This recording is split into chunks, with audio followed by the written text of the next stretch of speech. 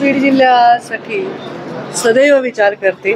मी आमदार होते तेव्हा, पालकमंत्री होते तेव्हा, आता काही नव्हते तेव्हा देखील बीड जिल्ह्यासाठी, इथल्या ऊसतोड कामगारांसाठी, इथल्या सामान्य माणसासाठी, वंचितांसाठी मी नेहमीच काम करत आलेली आहे। या बीड जिल्ह्याला जेवढा निधी पालकमंत्री असताना मी दिला किंवा जेवढा विकास मी दिला आणि तो चांगला केला, त्याच्यामध्ये एक सगळे सलोख्याने राहिले, कुठेही अधिकाऱ्यांवर दबाव नव्हता, कुठल्याही प्रकारची चुकीची कामं केली नाही, तर एक नाव त्या काळामध्ये बीड जिल्ह्याचं सुद्धा पुढे गेलं।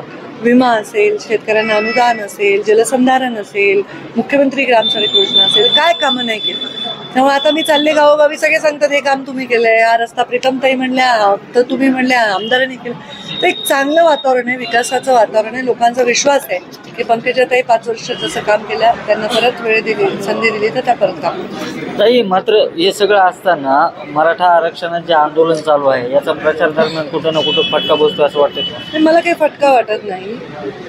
एक 2-3 मुलं उभं राहतात रुमाल घेऊन काळा, ते त्यांचा एक लढाईचा पद्धत आहे, त्याच्याविषयी माझा काही आक्षेप असायचं कारण नाही। बरं ताई, महत्त्वाचं एक प्रश्न आहे, बीड जिल्हा मागासलेला म्हणून संबंध देशामध्ये राज्यामध्ये ओळख आहे, ही ओळख पोचण्यासाठी काय नेमकं आपल्याकडे असतं? आता कुठे मागासलेला जिल्हा आहे? आपल्यापेक्षा परिस्थिती चांगली नाही असेही अनेक जिल्हे आहेत। आता बीड जिल्ह्याला नॅशनल हायवे झालेत चहूबाजूनी, अंतर्गत रस्ते झालेत। बीड जिल्ह्याला कधी नाही मिळाली ती रेल्वे, गेल्या अनेक वर्षाचं, दशकांचं, शतकांचं स्वप्न पूर्ण झालंय। आता मागासलेला राहणार नाही हा जिल्हा। परत एकदा मला संधी मिळाली तर 10,000 युवकांना नोकरी मिळेल वगैरे असा काहीतरी मोठा प्रकल्प मी या बीड जिल्ह्यात आणेन।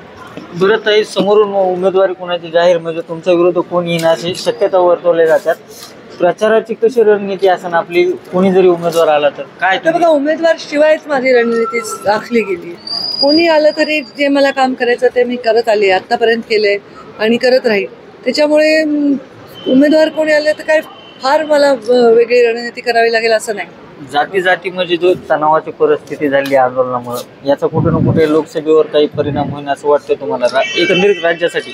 होऊ नये असं मला वाटतं। अशा प्रकारची परिस्थिती समाजासाठी चांगली नाही, हे दुर्दैवी आहे। कायमच्या भिंती आहेत। मी नेहमीच सांगायचे की राज्यकर्त्यांनी समाजांना जोडावं, ते तुटले असं चित्र होऊ नये, असंच आपलं योगदान असावं आणि मी नेहमी तसंच केलेलं आहे।